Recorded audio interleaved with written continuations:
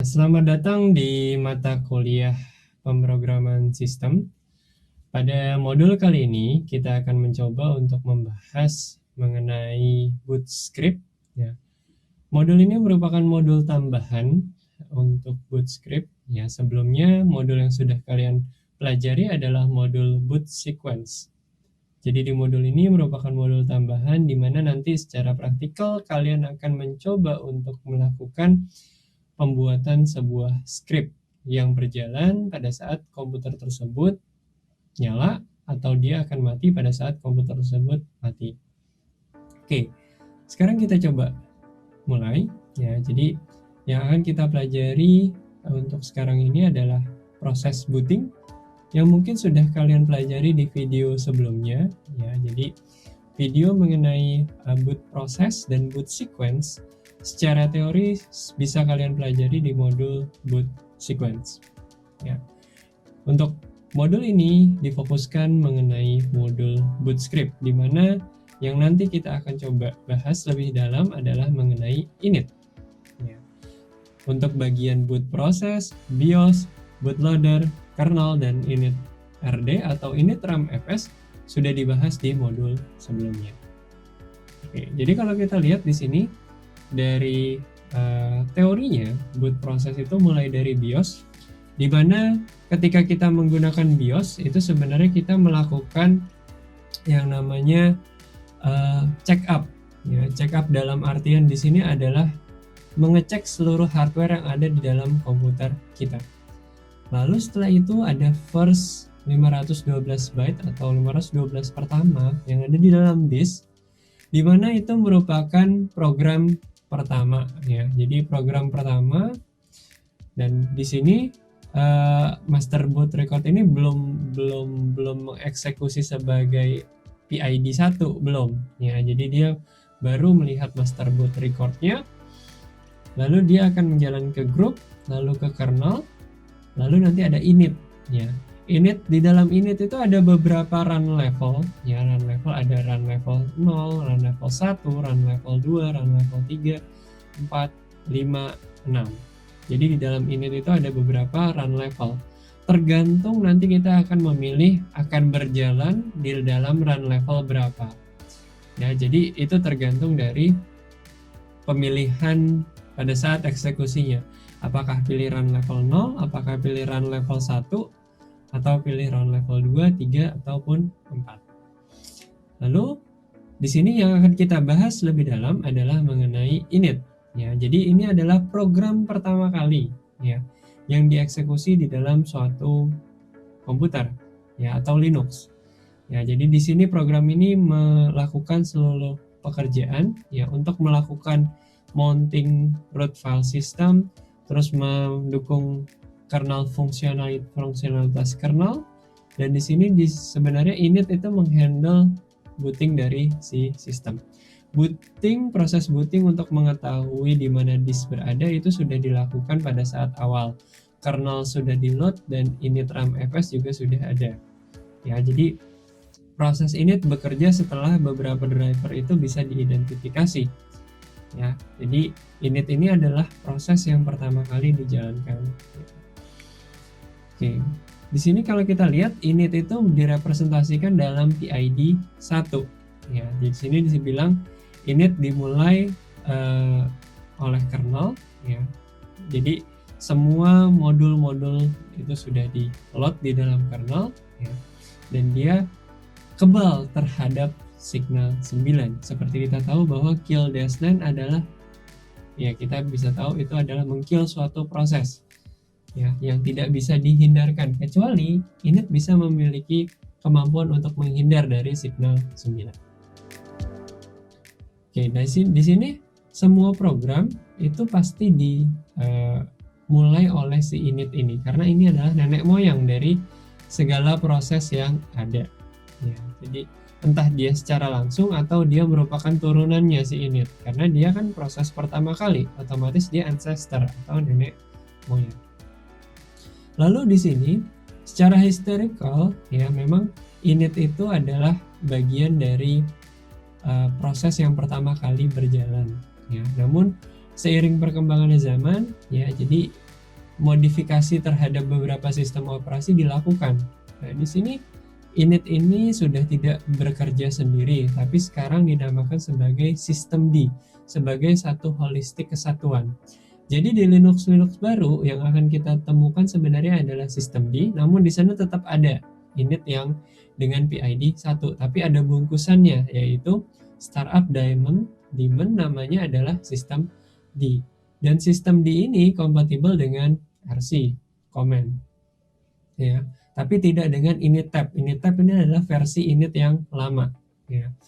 Jadi dia nggak kompatibel sama, ya. Tapi pada intinya atau pada filosofis bagaimana dia bekerja itu sama seperti run level pada versi yang lama, ya. Jadi kalau Linux baru itu menggunakan yang namanya sistem D. Untuk Linux yang lama atau versi lama itu menggunakan init. Ya, jadi kalau kita lihat run level itu bisa dilihat di dalam yang namanya etc init tab untuk versi-versi Linux yang lama. Nah, untuk sekarang atau versi-versi Linux yang baru kita bisa lihat di dalam lib sistem D, terus di dalam sistem. Atau bisa juga kita melihat di dalam lib sistem D sistem atau di dalam etc init D. Beberapa startup script. Jadi sebenarnya yang akan kita pelajari di dalam Bootscript ini adalah program apa saja sih yang secara otomatis dijalankan oleh si setelah init, ya. Jadi oleh si sistem setelah init apa saja program yang dijalankan.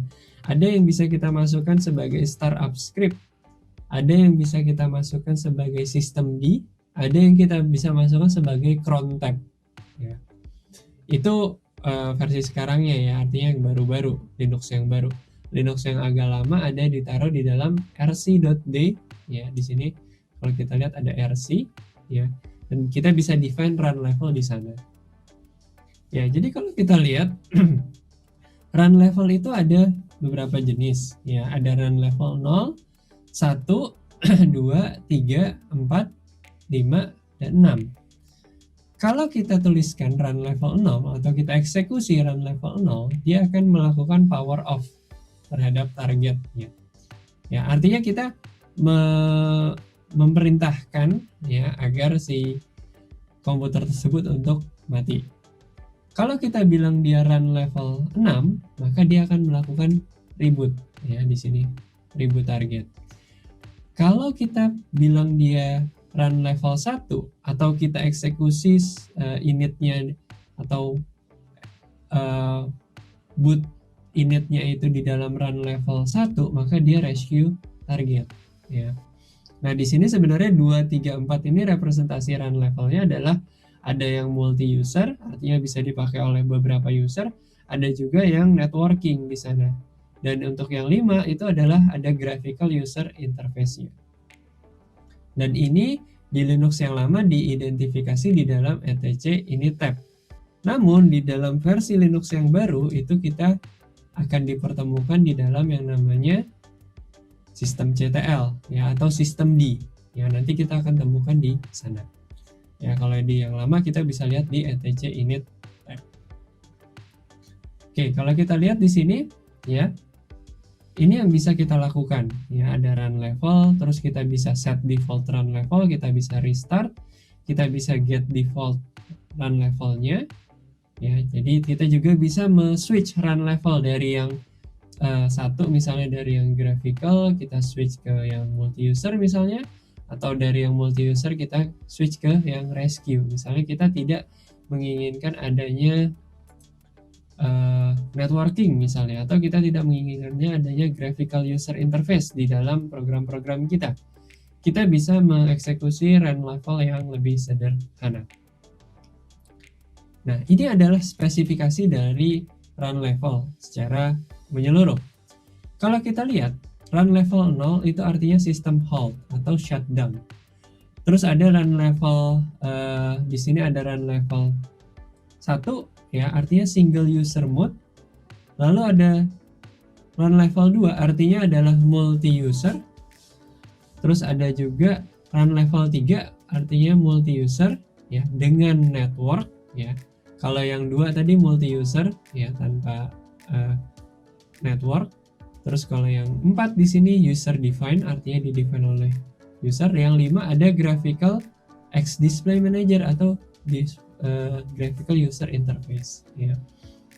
Nah, di sini ditanya run level mana ketika kita akan memilih untuk melakukan mounting partition menggunakan NFS. Pasti kita membutuhkan yang namanya network di sana. Maka paling tidak kita harus membutuhkan run level 2 minimal untuk menggunakan NFS. Ya, jadi kita bisa panggil ke sistem kita ya. Kalau kita bilang tel init 1 berarti kita minta dia untuk shutdown. Kalau kita bilang tel init 3 itu kita membiarkan dia untuk bisa ada di dalam network ya, atau networknya kita enable. Kalau kita bilang 5 di sini graphical environment 5 itu artinya kita memperbolehkan sistem kita untuk mendisplay visual ya, graphical user interface-nya itu kita buat atau kita bisa jalankan.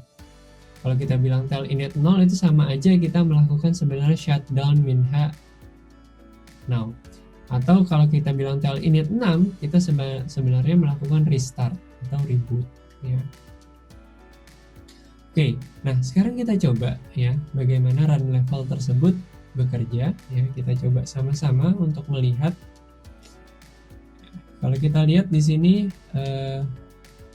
dari run level ini ya.